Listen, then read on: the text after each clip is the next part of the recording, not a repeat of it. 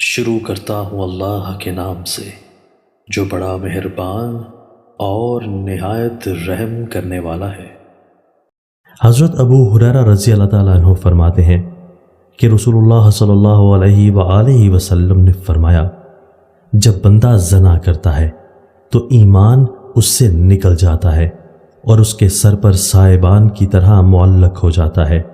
اور پھر جب وہ اس معصیت سے فارغ ہو جاتا ہے تو ایمان اس کی طرف لوٹ آتا ہے۔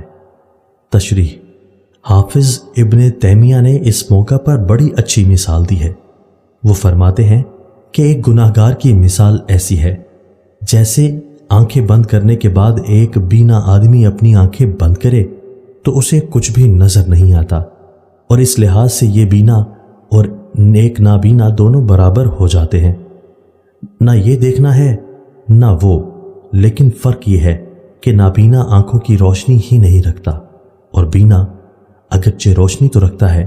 مگر خلاف چشم کی وجہ سے وہ روشنی کام نہیں کرتی۔ اسی طرح ایک مومن کے نور بصیرت پر جب بہیمیت و ضلالت کا حجاب پڑ جاتا ہے تو وہ بھی کافر کی طرح معصیت و طاعت کا فرق نہیں پہچانتا۔ اس لیے یہ کہنا بالکل بجا ہے کہ مومن جس حالت میں زنا کرتا ہے اس کا نور ایمانی بہیمیت و معصیت کی تاریکی سے ایسا مدھم پڑ جاتا ہے کہ اسے بھی معصیت کرنے میں کوئی باک نہیں رہتا، اور جب بندہ اس معصیت کے بعد صدق دل سے توبہ کر لیتا ہے تو یہ حجاب بہیمیت پر چاک ہو جاتا ہے اور نور ایمانی پھر جگمگانے لگتا ہے۔